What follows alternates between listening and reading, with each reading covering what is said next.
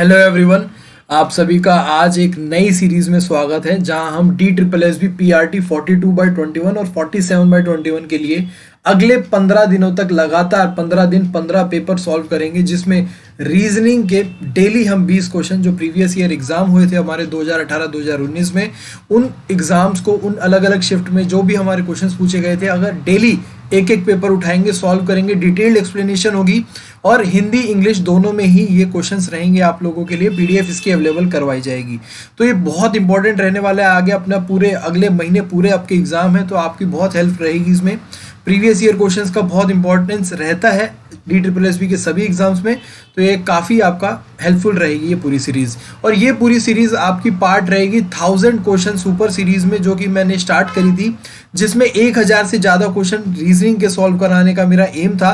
तो उसमें 100 क्वेश्चन मैं ऑलरेडी सॉल्व करवा चुका हूँ। अब ये आगे 15 दिन लगातार पीआरटी के पेपर सॉल्व होंगे, तो ये 300 क्वेश्चन, यानी कि अगले 15 दिनों तक 400 क्वेश्चन हमारे रीजनिंग के सॉल्व हो जाएंगे।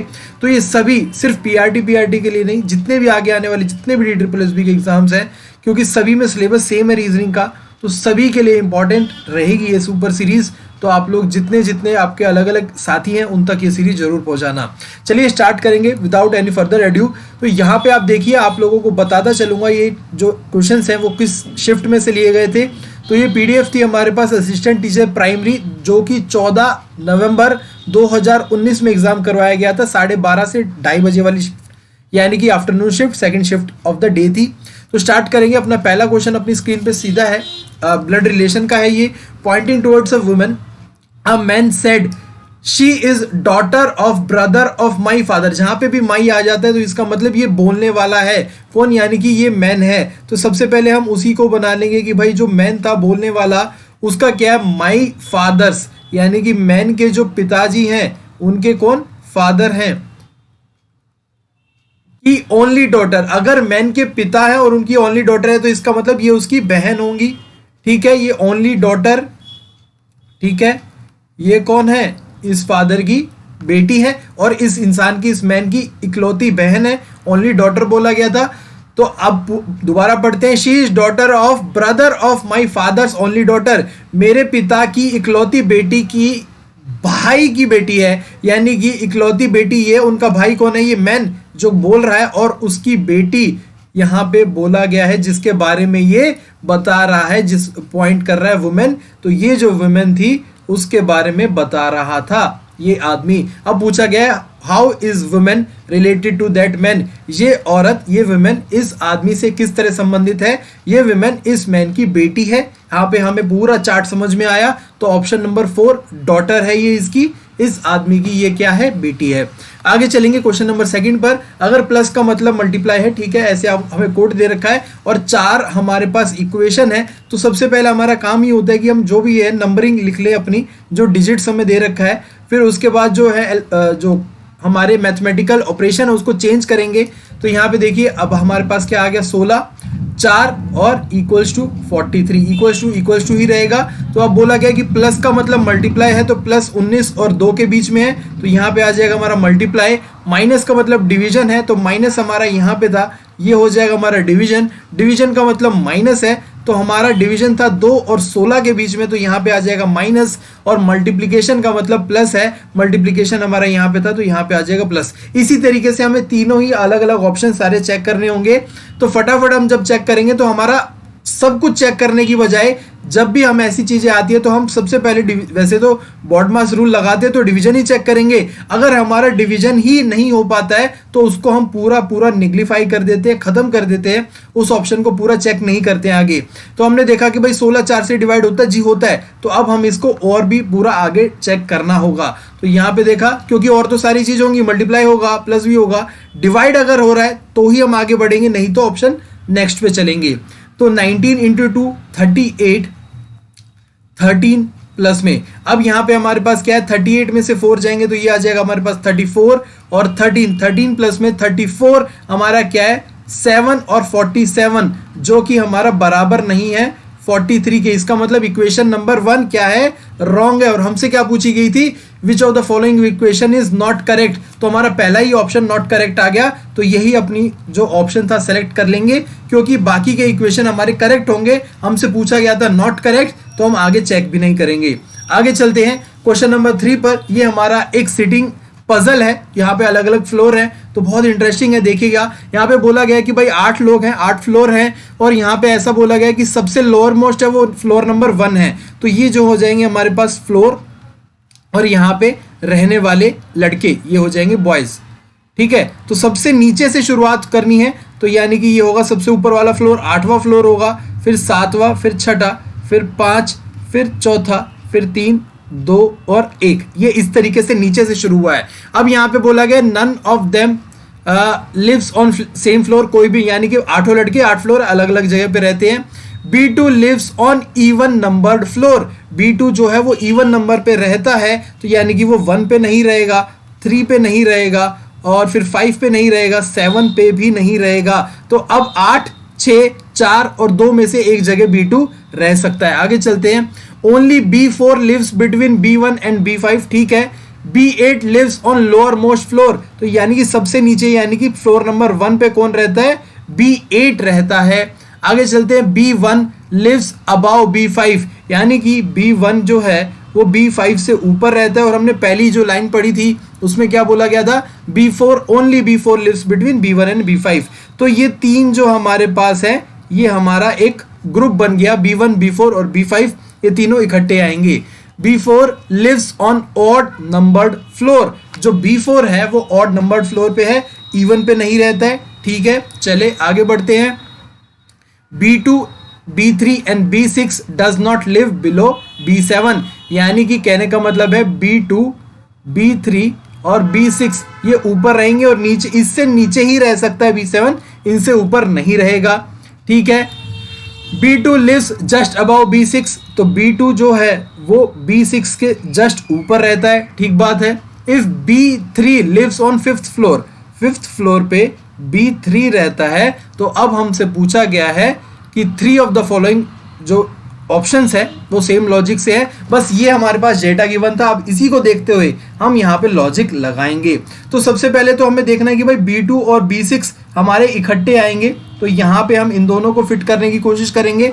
तो अगर हम यहाँ पे फिट कर देते हैं, किसको फिट कर देते हैं, B2 को फिट कर देते हैं, और यहाँ पे हम B6 को फिट कर देते हैं, यानी कि 4th और 3rd फ्लोर पे B2 और B6 फिट हो जाते हैं। तो यहाँ पे हमें देखना होगा कि B2, B3 और B6 से नीचे ही B7 रह सकता है, उससे ऊपर नहीं रह सकता B7। तो हम यहाँ पे B7 फिट करेंगे, हमारा हिसाब से यहाँ पे B7 फिट होना चाहिए, ठीक है। ये हमारा लॉजिक बन रहा है। अब यहाँ पे हमारे पास B1, B4 और B5 है, तो ये हमारे तीनों इस जगह पे आ सकते हैं। तो क्या ये करेक्ट है? इसको थोड़ा सा और चेक करने के लिए हम क्या कर सकते हैं कि यहाँ पे अगर कोशिश करें कि B2 को फिट करें, और यहाँ पे अगर कोशिश करें B6 को फिट करने की, तो इसका मतलब अब हमारे पास क्या ऑप्शन बचता है कि B2, B6 और 6th फ्लोर पे B7 नहीं आ सकता। क्यों नहीं आ सकता? फिर वो B3 से ऊपर हो जाएगा, जो कि ऐसा कर नहीं सकते। तो इसका मतलब 4, 3 और 2 के बीच में किसी पे B7 आना चाहिए। अगर यहाँ पे B7 आ गया तो हमारा B1, B4 और B5 जो कि तीनों लगातार हैं, वो ना तो यहाँ पे आ पाएंगे 4, 3 और 2 में से, ना ही यहाँ पे 8, 7 और 6 में से, क्योंकि B2 और B6 है, तो ये नहीं फिट हो पाएगा। तो इसका मतलब B2 हमारा यहाँ नहीं रहेगा, B6 हमारा यहाँ नहीं रह सकता। तो B2, B6 और B7 यहाँ पे रहेगा। ये हमारी करेक्ट ऑर्डर बन गई है। और ऊपर जो बनेगा वो हमारा ये बनेगा B1, B4 और B7। तो ये हमारा फ्लोर, 8 के 8 फ्लोर अरेंज हो चुके हैं, 8 जो लड़के हैं वो अरेंज हो चुके हैं। अब ऑप्शन देखते हैं B5 और B6। B5 और B6, B5 हमारा कहाँ पे है? सॉरी, ये B7 नहीं था, ये B5 था, ठीक है, ये B5 था, क्योंकि B7 तो हमारा यहाँ पे आ चुका है। B5 और B6 के बीच में कौन है? 2 लड़के हैं, ठीक बात है। B1 और B3, B1 और B3 के बीच में भी कौन है? ये दोनों लड़के हैं, यानी कि रिलेशन बन रहा है इन दोनों के बीच में 2 फ्लोर का गैप होना चाहिए। B3 और B7, B3 और B7 के बीच में भी ये 2 लड़के हैं, B2 और B6, तो यहाँ पे भी 2 फ्लोर है, यानी कि 3 ये सेम रिलेशन फॉलो कर रहे हैं। B8 और B4 सेम रिलेशन फॉलो नहीं करेंगे। तो करेक्ट ऑप्शन अपना फोर्थ हो जाएगा। और B8 और B4 कहाँ पे हैं?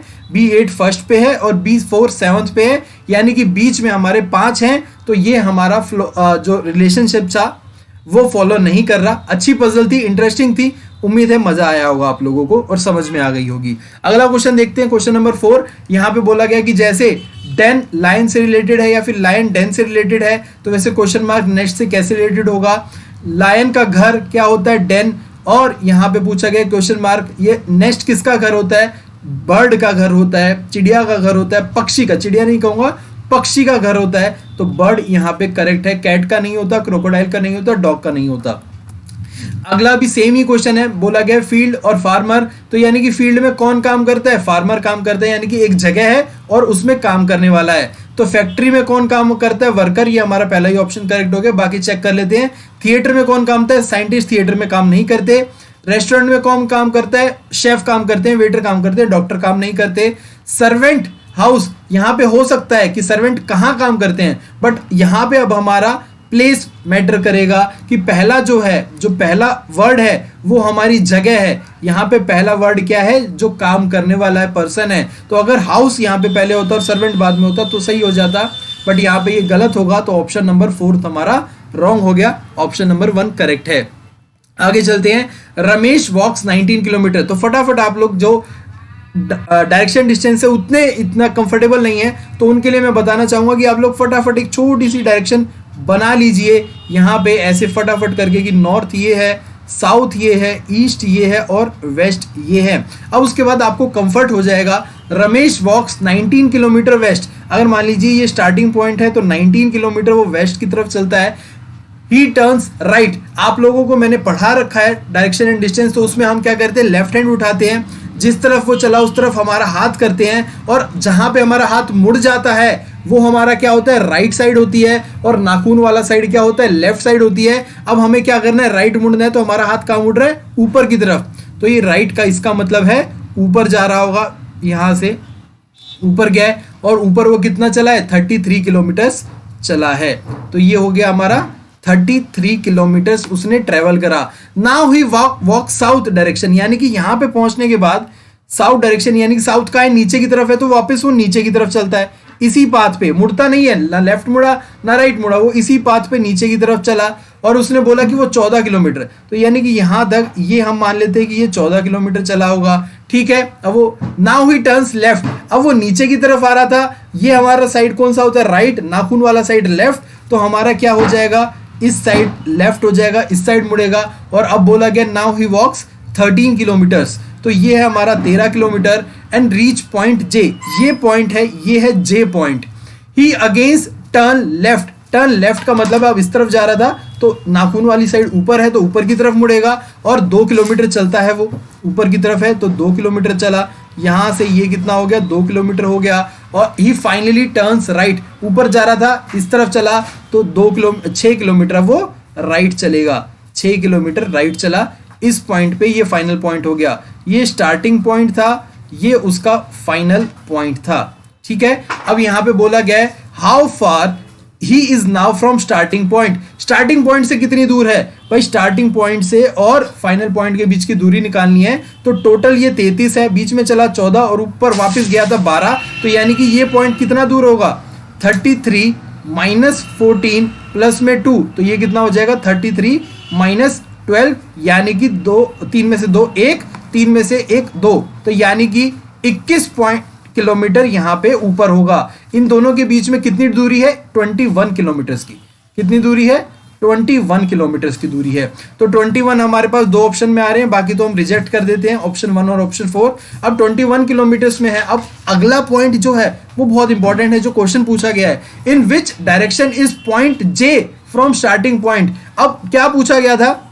स्टार्टिंग पॉइंट नहीं पूछा गया किस डायरेक्शन में है, पॉइंट जे किस डायरेक्शन में है। अब फाइनल पॉइंट अगर हमारा ये है और जे हमारा इस तरफ है, यानी कि फाइनल पॉइंट ये, जे ये, तो ये कौन सी डायरेक्शन है? ये डायरेक्शन हमारी है साउथ वेस्ट। ये कौन सी डायरेक्शन है हमारी? साउथ वेस्ट डायरेक्शन है। तो हमारा कौन सा करेक्ट हो जाएगा?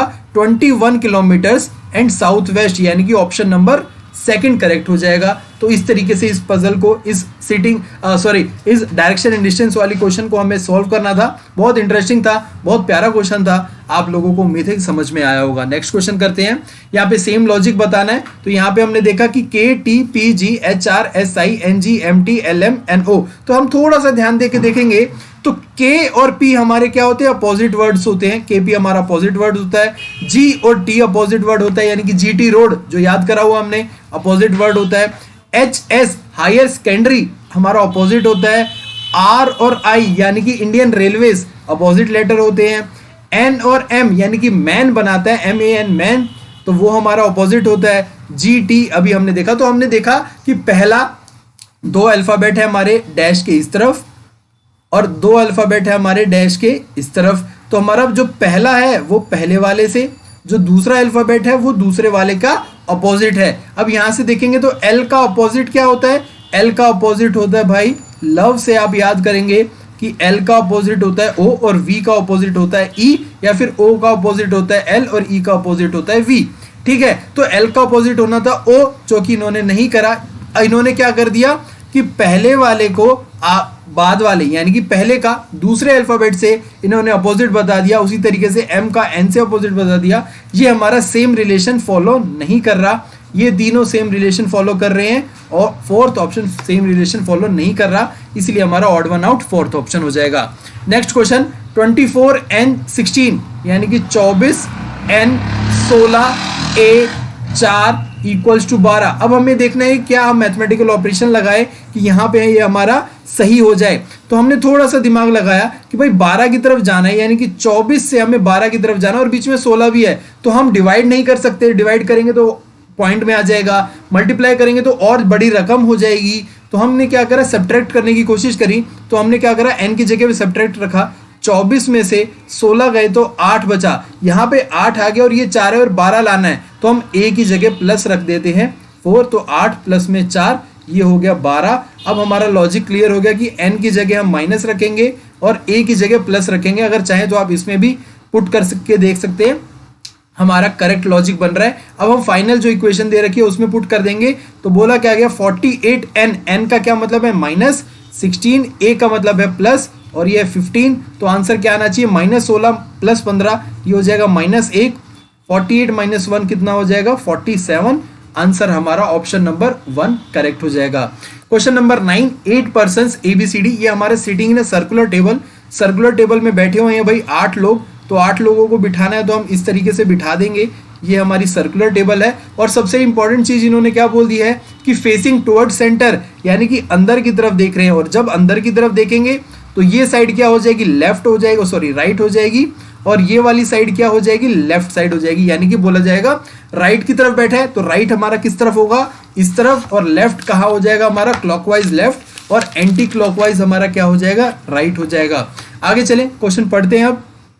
C is third to the right of A। अब हमें पता है C क्या है, राइट है A के, तो A को कहीं पे भी बिठा देंगे। A को हमने यहाँ पे बिठा दिया और बोला गया C is third to the right of A। Third यानी कि 1, 2 और 3, यहाँ पे C बैठेगा राइट की तरफ। F is sitting opposite of G, ठीक है, अभी नहीं पता। H is the immediate neighbour of C। C का इमीडिएट नेबर क्या है, H। क्या तो H यहाँ आ सकता है या फिर यहाँ आ सकता है, ठीक है। H is immediate neighbour of C and G, C और G, तो इसका मतलब G हमारा क्या तो यहाँ पे आ सकता है या फिर यहाँ पे G आ सकता है, ठीक है। If A is to the immediate left of G, A क्या है, इमीडिएट लेफ्ट होना चाहिए किसके, G के, तो इसका मतलब अगर हम G को यहाँ पे पुट करेंगे तभी तो A इमीडिएट लेफ्ट होगा। यहाँ पे G हमारा करेक्ट हो गया, तो यहाँ पे G करेक्ट नहीं होगा। इसका मतलब C और G का हमारा क्या था, H क्या था, इमीडिएट नेबर, तो H को हमें यहाँ पे आना। G का भी इमीडिएट नेबर H हो गया, C का भी इमीडिएट नेबर H हो गया, तो ये हमारा फिक्स हो गया है। अब एक और बात थी, F is sitting opposite of G, तो G के अपोजिट में F बैठना चाहिए, ये बात भी क्लियर हो गई हमारी। तो हमारे पास 3 प्लेसेस लेफ्ट है। अब देखते हैं आगे क्या बोला गया है। D is third to the left of E if A is immediate left of G है, ठीक है। अब यहाँ पे ये जो है ना, D is third to the left of E, अगर E के लेफ्ट में थर्ड पे बिठाना है, मान लो अगर E को हम यहाँ बिठाएंगे तो थर्ड लेफ्ट कौन सा होगा, 1 2 3 ऑलरेडी ऑक्यूपाइड है। E को अगर यहाँ पे बिठा देते हैं हम तो 1 2 3 ये ऑलरेडी ऑक्यूपाइड है, तो ई को यहाँ पे भी नहीं बिठा सकते, यहाँ पे भी नहीं बिठा सकते, तो ई के लिए प्लेस क्या बची, ये प्लेस बची। और क्या बोला गया, D is third left of E, तो यानी कि 1 2 और 3 प्लेस वेकेंट था, खाली था, तो डी हमारा यहाँ पे प्लेस हो गया। अब बचा क्या है, बी बचा है, तो बी हमारा यहाँ पे आ जाएगा। 8 प्लेस हमारी ऑक्यूपाई हो गई। इस तरीके से हम सीटिंग अरेंजमेंट करते हैं। अब पूछा गया है who is sitting opposite of H, H के अपोजिट कौन बैठा है, एच के अपोजिट बैठा है बी, तो ऑप्शन नंबर 4 करेक्ट हो गया। Question number 10, direction and distance का है, point L is 10 kilometre south from point R. Again हम फटाफट ऐसा कर लेंगे, जरूरी नहीं है, अगर आप कंफर्टेबल नहीं है तभी करें, नहीं तो अपना टाइम वेस्ट ना करें ये चीज बना के। तो उसके बाद हम क्या करेंगे, बोला गया point L is 10 kilometre south from R, तो आर को हम फटाफट यहाँ पे बना देंगे, और ये बना दिया हमने 10 किलोमीटर साउथ, और ये जो पॉइंट है हमारा वो एल है, ठीक है। Point G is 12 kilometre west of point L, west में यहाँ पे जाना है पॉइंट किसको, पॉइंट जी, ये हमारा आ गया पॉइंट जी, और ये है 12 kilometres.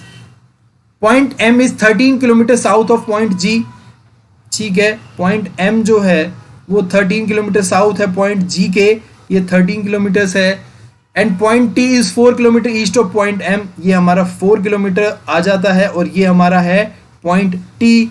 How far is T from point G, T point G से कितना दूर है, टी पॉइंट जी से हमारा देखेंगे तो ये हमारा पाइथागोरस थ्योरम लगेगी, ये राइट एंगल बनेगा, ये हो जाएगा हमारा जी एम का स्क्वायर प्लस में एम टी का स्क्वायर किसके बराबर हो जाएगा, जी टी के स्क्वायर के बराबर हो जाएगा। जी एम का स्क्वायर यानी कि 13, 13 का स्क्वायर 169, एम टी यानी कि 4, यानी कि 4 का स्क्वायर 16, और ये हो जाएगा हमारा जी टी, ये हो जाएगा हमारा 185, 185 का अंडर रूट किसके बराबर हो जाएगा, जी टी के बराबर हो जाएगा।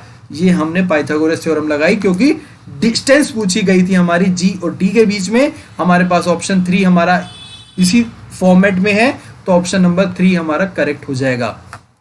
क्वेश्चन नंबर 11, ट्रेनर्स यानी कि TRAINERS का कोड हमें दे रखा है WWDNQJUX। तो यहां पे हम देखेंगे फटाफट 20, 18, 1, 9, 14, 5, 18 और यहाँ पे 19, ठीक है। ये हमारी कोडिंग थी। अब यहाँ पे कोड देखेंगे तो ये किसका जो नंबरिंग थी वो देखे थे 23, 23, 4, 14, 17, 10, 21 एंड 24। हम यहाँ से देखते हैं 20 से 23 पे आया तो +3 हुआ, 18 से 23 पे आया तो +5 हुआ, 1 से 4 पे आया तो +3 हुआ, 9 से 14 पे आया तो +5 हुआ। अब हमें समझ में आ गया आगे भी कैसे फॉलो कर रहा है, +3, +5, +3, +5 एंड सो ऑन। तो ये हमारा कोड बन रहा है। आगे हम फटाफट गैम्बलिंग का भी निकाल देंगे, GAMBLING।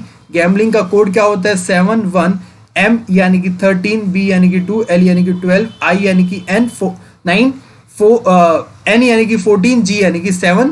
तो हमें क्या करना है +3, +5, +3, +5, G में 7 है, 7 में 3 जोड़ेंगे 10, 10 यानी कि J।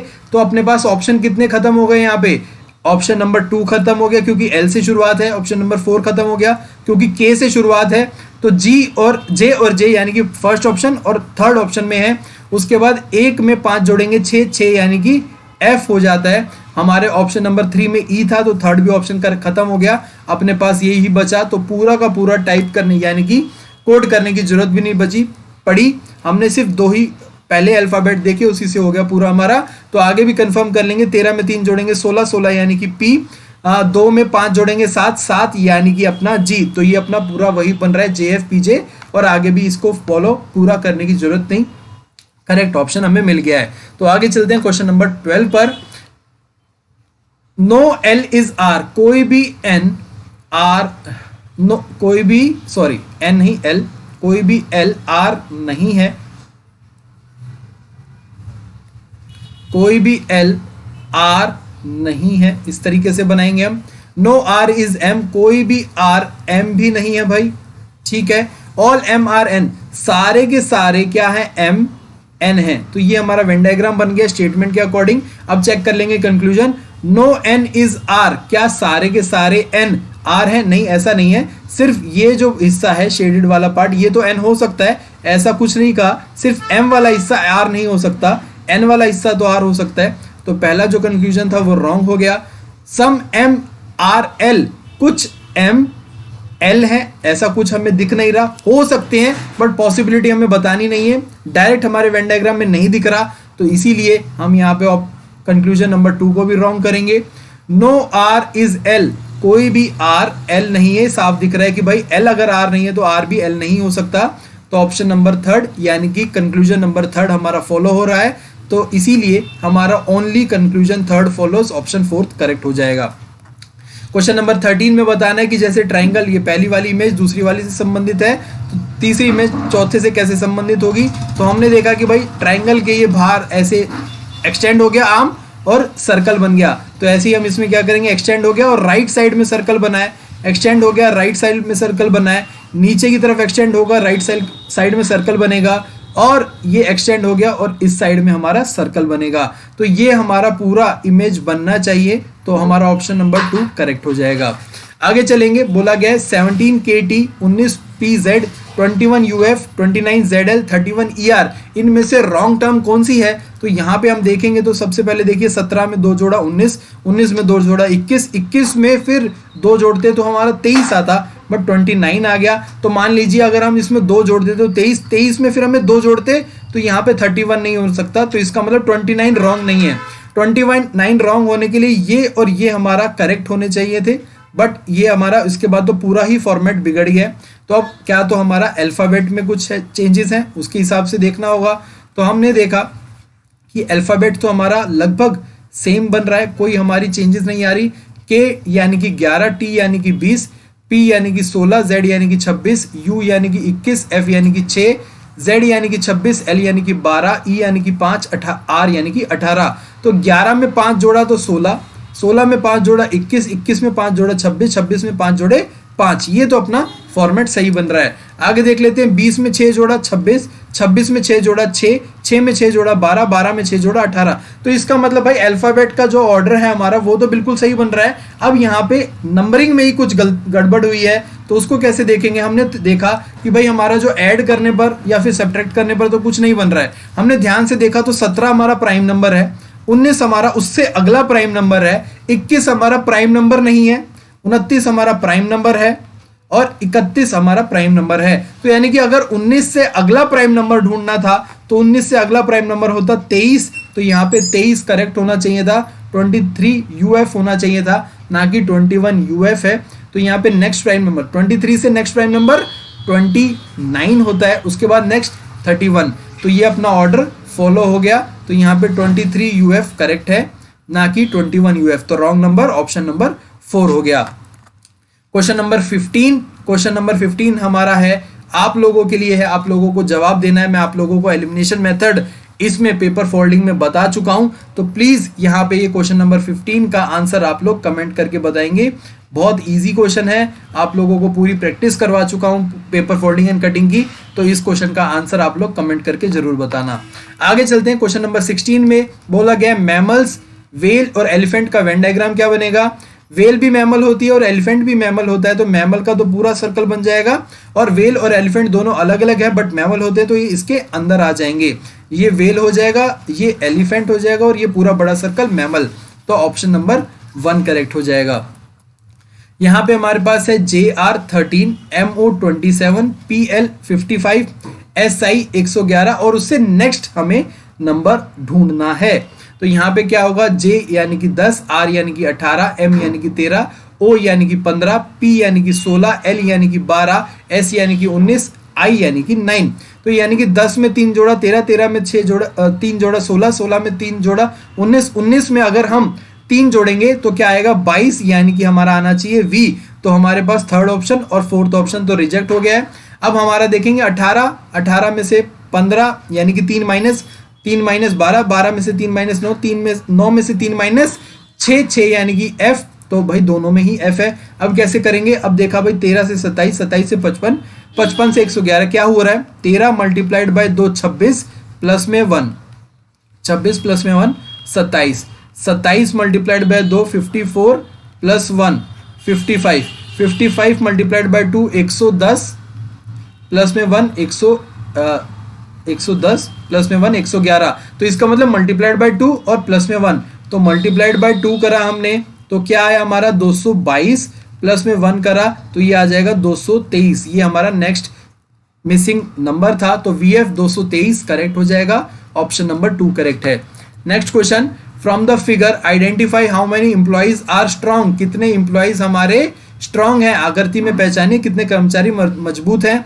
तो लेबर एम्प्लॉइज और स्ट्रांग, यानी कि लेबर है या नहीं है उससे कोई लेना देना नहीं, बस हमें पता क्या करना है, स्ट्रांग होना चाहिए और एम्प्लॉय होना चाहिए। ऐसा नहीं बोला कि लेबर नहीं होना चाहिए, है तो भी ठीक है, नहीं है तो भी ठीक है, बस हमें स्ट्रांग और एम्प्लॉय के बीच में रिलेशन ढूंढना है।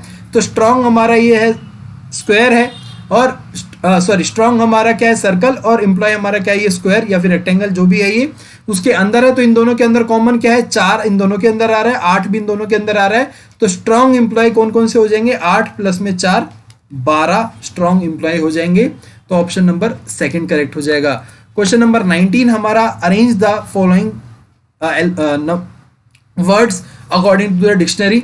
तो हमने देखा कि भाई SEA SEA SEW SEC, तो भाई SEA और SEA यानी कि हमारा SE तो सेम था, यहां तक कोई दिक्कत नहीं है, E भी सेम था। अब दिक्कत कहां पे, AAWC, तो हमारा भाई W तो क्या है, यानी कि थर्ड ऑप्शन है वो हमारा फोर्थ पे आना चाहिए। क्यों आना चाहिए, क्योंकि A भी पहले आता है W से और C भी पहले आता है तो W से, तो जो हमारा थर्ड है वो हमारा सबसे लास्ट में होगा। तो यानी कि ऑप्शन नंबर 1 रॉन्ग हो गया, ऑप्शन नंबर 2 रॉन्ग हो गया। अब हमारे पास बचा है थर्ड और फोर्थ, तो इसमें डिफरेंस दिख रहा है पहले का, तो पहले थर्ड में 2 है और ऑप्शन नंबर फोर्थ में फर्स्ट, यानी कि पहला जो वर्ड है वो सबसे पहले है। तो चेक कर लेते हैं सिर्फ पहले अल्फाबेट को, तो यहाँ पे क्या आएगा, SEA, यहाँ पे भी भाई EE आ जाएगा, यानी कि इन दोनों में तो करेक्ट है। यहाँ पे हमारा फोर्थ ऑप्शन आएगा, ये भी करेक्ट है। ये जो C था ये A से बाद में आता है तो 4 हमारा यहाँ पे बन जाएगा।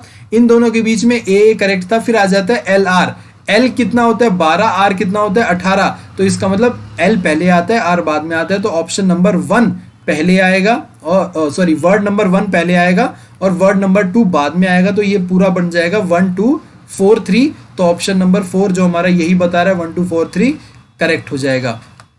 क्वेश्चन नंबर 20 जिसमें बोला गया है कि हमारा एक ओपन डाइस है जिसको फोल्ड करके 3 ऑप्शन दे दिए गए, इन तीनों में से कौन सा बनेगा वो बताना है। तो ऑल्टरनेट बनता है भाई हमारा, साफ सीधी सी बात है, A का ऑपोजिट क्या होगा 8, 9 का ऑपोजिट क्या होगा 7 और 3 का ऑपोजिट क्या होगा C हो जाएगा। तो ये क्या हो जाएगा, A का ऑपोजिट 8, 9 का ऑपोजिट 7 और 3 का ऑपोजिट C। तो यानी कि A और 8 इकट्ठे नहीं आने चाहिए क्योंकि अपोजिट है, एक दूसरे के पीछे तो एक साथ नहीं दिख सकते। 9 और 7 इकट्ठे नहीं दिख सकते, 3 और C इकट्ठे नहीं दिख सकते। तो A 7 3, तो यानी कि A 3 और 7 दिख रहे हैं, A दिख रहा है, 3 दिख रहा है, 7 दिख रहा है, यानी कि तीनों के अलग अलग, तीनों में से एक एक दिख रहा है, ऑपोजिट कोई भी नहीं है, तो ऑप्शन जो 1 है ये बनेगा। A 7 और 8, यानी कि भाई A के साथ 8 नहीं दिख सकता क्योंकि वो उसके पीछे है, पीछे वाली चीज दिख नहीं सकती, तो A और 8 इकट्ठे नहीं दिख सकते तो इसलिए नहीं बनेगा। यहाँ पे 3 और C इकट्ठे नहीं दिख सकते, इसीलिए ये जो डाइस 3 है ये भी नहीं बनेगा। तो कौन सा बनेगा, सिर्फ ओनली 1 बनेगा, तो ऑप्शन नंबर हमारा 1 करेक्ट हो जाएगा। ओनली 1 यहाँ पे जो डाइस है वो बनेगा। तो ये थे आज के 20 क्वेश्चन। तो इसी तरीके से हम 15 दिन में लगातार 15 क्वेश्चन पेपर करेंगे, तो हर दिन आप लोगों के लिए अलग अलग शिफ्ट में से मैं ये क्वेश्चंस लाता रहूंगा। उम्मीद है आप लोगों को ये पूरा सेशन अच्छा लगा होगा, और जितने साथी हमारे तैयारी कर रहे हैं PRT के लिए वो अपनी स्पीड इंक्रीज करने के लिए मॉक टेस्ट लगा सकते हैं। मॉक टेस्ट हमारी वेबसाइट पे अवेलेबल है, वेबसाइट का नाम है हमारा www.plus-edu.com। यहाँ पे जाके आपको 50 से ज्यादा मॉक टेस्ट मिलेंगे, 11 फुल मॉक टेस्ट 200 मार्क्स के, जो कि लगातार हर दिन एक नया मॉक टेस्ट मिलेगा। 20 पार्ट ए के मॉक टेस्ट 20 से ज्यादा ही है ऑलरेडी, वहां पे ऑलरेडी अपलोडेड है। 100 मार्क्स के पार्ट ए के मिलेंगे, 20 सेक्शनल टेस्ट मिलेंगे जो भी 20-20 मार्क्स के होंगे, वो भी आपके ज़्यादा से ज़्यादा अपलोड करवाएंगे। डेली नए नए मॉक टेस्ट मिलेंगे। तो जितने साथी तैयारी करना चाहते हैं वो यूज़ कर सकते हैं कोड सिलेक्शन 15। उस कोड के बाद आपको 15% का ऑफ मिलेगा। ये 1 मंथ का प्राइस है, यानी कि जो 99 रुपये था उससे भी कम हो गया है। 84 पीस में आप लोग इस मॉक टेस्ट के थ्रू प्रैक्टिस कर सकते हैं। तो थैंक यू सो मच। आज की वीडियो को खत्म करते हैं। अब कल फिर मिलेंगे आपके साथ रीजनिंग की वीडियो में। तब तक के लिए आप लोग ध्यान रखें, पढ़ते रहें, और अगर किसी क्वेश्चन में डाउट है तो कमेंट कर दीजिए। टेलीग्राम ज्वाइन कर लीजिए, वहां पे डाउट पूछ सकते हैं। कोई क्वेरी है, कोई भी बात करनी है, शेयर करना है कुछ भी, तो कमेंट करना ना भूले। Thank you so much, bye bye, take care, जय हिंद।